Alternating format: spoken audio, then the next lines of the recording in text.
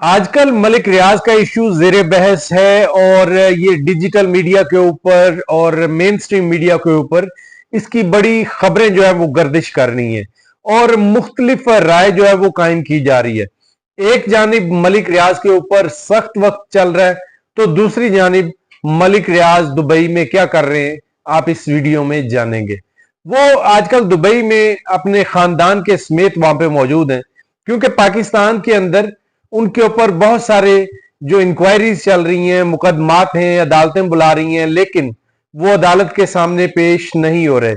उसके बावजूद दुबई में वो बड़े बड़े प्रोजेक्ट्स को लॉन्च कर रहे हैं, उनकी इनॉग्रेशन कर रहे हैं और साथ ही साथ अपने ट्वीट के जरिए, अपने सोशल मीडिया बयानात के जरिए क्या पैगाम पाकिस्तानियों को दे रहे हैं, पाकिस्तान में उन लोगों को जो उनके साथ मुंसलिक हैं, तनख्वाहें बैरिया टाउन से तनख्वाहें लेते हैं, यानी मुलाजमीन बैरिया टाउन के 50,000 से ज्यादा मुलाजमीन और वो लोग जिन्होंने वहां पर इन्वेस्टमेंट्स कर रखी हैं, खरीदो फरोख्त करते हैं, तो उनके लिए बड़ी मायूस कुन बातें कर रहे हैं और कह रहे हैं कि मैं इस नहज पे पहुंच चुका हूं कि पाकिस्तान से अपना तमाम ऑपरेशंस जो है वो बंद कर दूं, यानी अपना तमाम कारोबार मैं बंद कर दूं और बैरून मुल्क शिफ्ट हो जाऊं।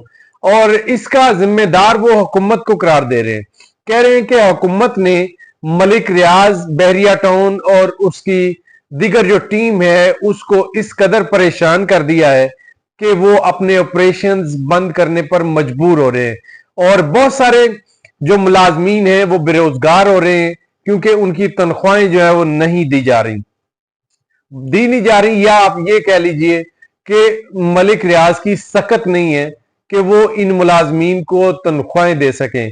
बहुत सारे उनके मुलाजमीन जो है वो खुदकुशियों पर मजबूर हो चुके हैं और फाका कशी उनके घरों पर नाच रही है। लेकिन दूसरी जानिब मलिक रियाज साहब एक जानिब रोना डाल रहे हैं कि उनके जो पाकिस्तान के अंदर सारा सरमाया है वो गैर महफूज है और यहां पर उनके ऊपर बहुत कड़ा वक्त है। लेकिन दूसरी जानिब दुबई में वो बड़े बड़े प्रोजेक्ट्स की लॉन्चिंग कर रहे हैं। आपने कुछ वीडियोस देखी होंगी जो मंजर आम पर आई, उसमें मलिक रियाज, उसके बेटे, उसकी अहलिया, उसका पूरा खानदान उस लॉन्चिंग पे मौजूद है और बिल्कुल खुश खुरम, हशाश बशाश और एनर्जेटिक दिखाई दे रहे हैं। लेकिन जब मामला आता है पाकिस्तान का तो पाकिस्तान की अदालतों के ऊपर भी तनकीद करते हैं, हुकूमत वक्त के ऊपर भी तनकीद करते हैं और साथ ही साथ हुकूमत को यह भी पैगाम देते हैं कि वो हुकूमत के साथ डील करने को तैयार हैं। डील किस सेंस में?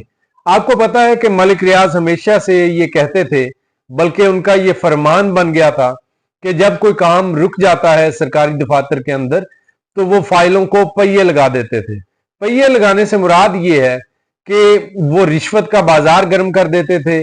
अगर कोई काम जिसकी सरकारी फीस 1 लाख रुपया थी तो वो 1 करोड़ रुपए तक भी देने के लिए जो है वो तैयार हो जाते थे। तो इसका फाइलों को पहिए लगाने का मतलब यही था कि रिश्वत के जरिए और अपने पैसे के बलबूते पे बहुत सारे ऐसे काम जो कई महीनों और कई सालों बाद होते थे वो चंद हफ्तों के अंदर होकर उनकी टेबल पर पहुंच जाते थे।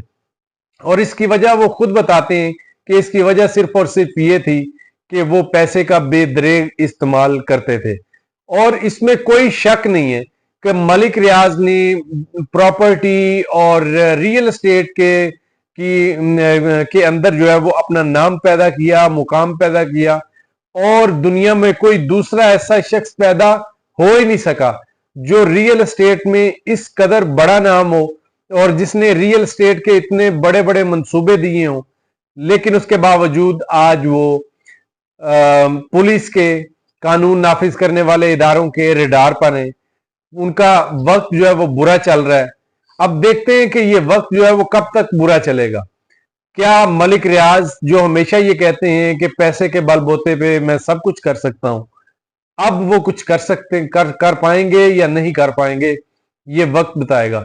लेकिन उनका दोहरा म्यार, उनका दोहरा रवैया, उनकी डबल पॉलिसी, डबल फेस बिल्कुल वाज़ेह होकर सामने आ गया है कि वो एक तरफ दुबई के अंदर बड़े बड़े प्रोजेक्ट्स, शानदार प्रोजेक्ट्स की इफ्तिताही तकरीबों में शरीक हो रहे हैं, तो दूसरी जानिब पाकिस्तान से अपनी हर चीज समेट कर बाहर जाने की धमकियां दे रहे हैं और साथ ही साथ हुकूमत को भी धमका रहे हैं कि हुकूमत किसी मुज़ाकरात की टेबल पे आके बैठे, उनके साथ बात करे, यानी कुछ लेन देन अगर हुकूमत करना चाहती है तो वो कर सकते हैं।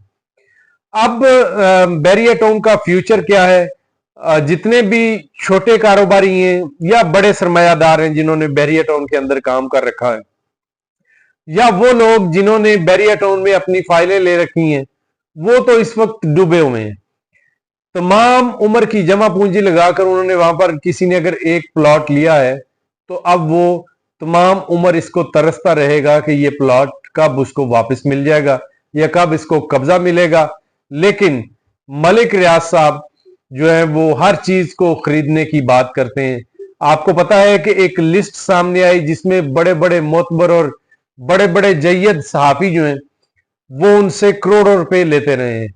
अगर नामों की बात करें तो आपको नाम तो बिल्कुल आप अगर सर्च करेंगे तो आपको मिल जाएंगे। किसी ने 2 करोड़ लिए, किसी ने 4 करोड़ लिए, किसी ने बैरिएटोम में प्लॉट लिया, किसी ने घर बैरिएटोम में लिए और किसी ने मर्सिडीज गाड़ी जो है वो तोहफे में ली और मलिक रियाज को सपोर्ट करते रहे। इसी तरह जावेद चौधरी साहब हैं जो एक्सप्रेस न्यूज पे काम करते हैं, वो मलिक रियाज साहब के लिए कॉलम लिखते हैं और उनका वो 1 लाख रुपए जो है वो वसूल करते रहे। एक तवील लिस्ट है जो इस तरह मलिक रियाज से फैजियाब होती रही, लेकिन अब मलिक रियाज के ऊपर बुरा वक्त है। अब कोई भी उसके ऊपर के साथ नहीं खड़ा। यह बुरा वक्त बजाहिर है या बाकी बुरा वक्त है, ये फैसला आप कीजिए। आप बताइए कि क्या वाकई मलिक रियाज कुछ ड्रामा कर रहे हैं या वाकई उनके ऊपर कोई मुश्किल वक्त चल रहा है। तो क्या ये वक्त जो है वो थमने वाला है, टलने वाला है या नहीं? इस चैनल को सब्सक्राइब कर लीजिए ताकि मजीद वीडियोस आप तक पहुंचे।